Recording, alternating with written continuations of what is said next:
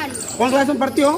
तुम्हारा तैयारी बेहतर है? जी सर। तो तुम बताओ तो साइंस में एक प्रश्न पूछते हैं कि लाइसोसोम को आत्महत्या की थैली क्यों कहा जाता है? लाइसोसोम कोशिका के अंदर पाचन का कार्य करता है। इसके अंदर जल घटक एंजाइम पाए जाते हैं। यदि कोशिका में कोई अंग सही से काम नहीं करता है तो यह लाइसोसोम अपना जल घटक एंजाइम उसके छिड़काव से नष्ट कर देता है। यदि पूरे कोशिका काम नहीं करता है तो यह लाइसोसोम नष्ट हो जाता है और पूरे कोशिका को नष्ट कर देता है। इसलिए इसे आत्महत्या की थैली कहा जाता है। लड़की है। और उसके बाद साक्षर युग का आविष्कार कब हुआ था? साक्षर युग हम जैसा कि जानते हैं 104 में कागज के आविष्कार के बाद हुआ, लेकिन अनेक देशों में इससे पहले श्री साक्षर युग का आविष्कार हो चुका था।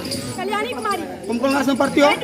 तुम बताओ तो लोहे में जंग क्यों लगता है? लोहे में जंग लगना एक धीमी प्रक्रिया है जो हमारे आसपास उपस्थित ऑक्सीजन थेरेपी एवं प्रदूषण के साथ अभिक्रिया करके अपने पदार्थ प्राप्त करा लेते हैं। यही ऑक्साइड धीरे धीरे जंग में परिवर्तन हो जाता है जो कि लाल भूरे रंग के होते हैं। तो साल में बताओ तो हमारे अतीत के जानने का स्रोत क्या है? पूर्व में लिखने की प्राचीन चित्रागमन की अर्थात चित्राकर अपनी बातों को स्पष्ट करते थे। इनका प्रयोग में कौन सा की सभ्यता के लोगों द्वारा 3000 ईसा पूर्व किया जाता है। निराश दिलों के दिल में भी आस पैदा करता है, सबके दिलों में विश्वास पैदा करता है। अरे इजी क्वेश्चंस की तो कोई बात नहीं मेरे दोस्त। हमारे डीपीएस का जितना भी बच्चा है कठिन से कठिन प्रश्नों को भी चुटकियों में सॉल्व कर देता है। तो आप लोगों को ये हम दिखा रहे हैं दूसरा टेस्ट, यानी कि ये जो अक्टूबर माह है इसका दूसरा टेस्ट, दूसरा वीकली टेस्ट जो डीपीएस में चल रहा है। तो आप लोग यदि कहीं पर भी अपना बच्चा को भी यदि इस टेस्ट में भागीदारी करना चाहते हैं तो जरूर आकर के डीपीएस में संपर्क कर सकते हैं। और ये रही दूसरा टेस्ट, और यहाँ पे हम आप लोगों को दिखाएंगे हम अपने बच्चे के कुछ टैलेंट को।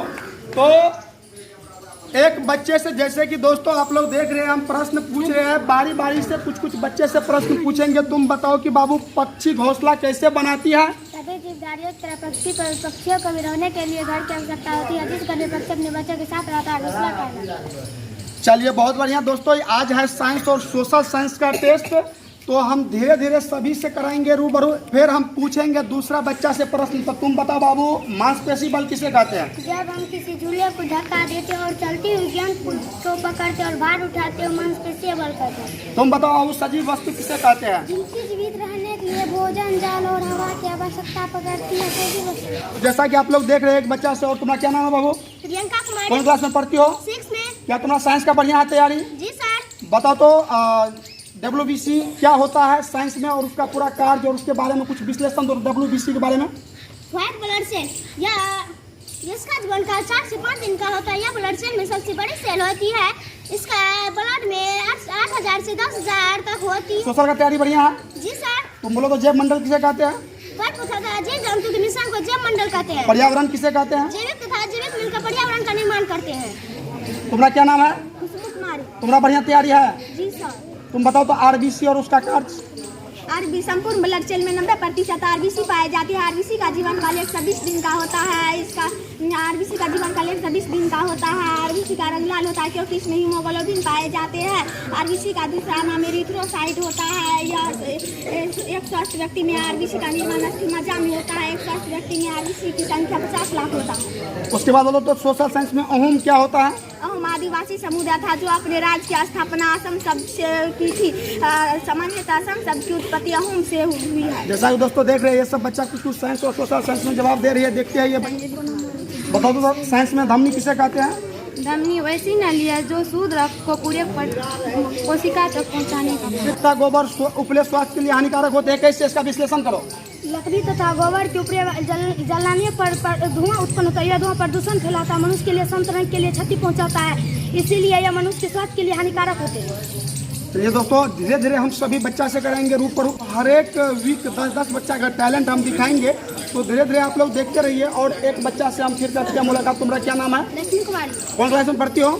तुम्हारा तैयारी बेहतर है? जी सर। तो तुम बताओ तो साइंस में एक प्रश्न पूछते हैं कि लाइसोसोम को आत्महत्या की थैली क्यों कहा जाता है? लाइसोसोम कोशिका के अंदर पाचन का कार्य करता है। इसके अंदर जल घटक एंजाइम पाए जाते हैं। यदि कोशिका में कोई अंग सही से काम नहीं करता है तो यह लाइसोसोम अपना जल घटक एंजाइम उसके छिड़काव से नष्ट कर देता है। यदि पूरे कोशिका काम नहीं करता है तो यह लाइसोसोम नष्ट हो जाता है और पूरे कोशिका को नष्ट कर देता है। इसलिए इसे आत्महत्या की थैली कहा जाता है। लड़की है। और उसके बाद साक्षर युग का आविष्कार कब हुआ था? साक्षर युग हम जैसा कि जानते हैं 104 में कागज के आविष्कार के बाद हुआ, लेकिन अनेक देशों में इससे पहले श्री साक्षर युग का आविष्कार हो चुका था।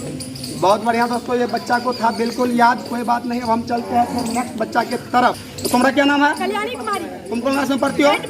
तुम बताओ तो लोहे में जंग क्यों लगता है? लोहे में जंग लगना एक धीमी प्रक्रिया है जो हमारे आसपास उपस्थित ऑक्सीजन थेरेपी एवं प्रदूषण के साथ अभिक्रिया अपने पदार्थ प्राप्त करा लेते हैं। यही अक्सर धीरे धीरे जल में परिवर्तन हो जाता है, जो कि लाल भूरे रंग के होते हैं। सोशल में बताओ तो हमारे अतीत के जानने का स्रोत क्या है? पूर्व में लिखने की प्राचीन चित्रागमन की अर्थात चित्राकर अपनी बातों को स्पष्ट करते थे। इनका प्रयोग में कौन सी सभ्यता के लोगों द्वारा 3000 ईसा पूर्व किया जाता है। तुम्हारा क्या नाम है? प्रतीक्षा कुमारी। तुम बताओ साइंस में माइटोकॉन्ड्रिया किसे कहते हैं? माइटोकॉन्ड्रिया कोशिकाएं होते हैं जो जीव द्रव्य में पाए जाते हैं। इसकी गोलाकार की आकृति होती है।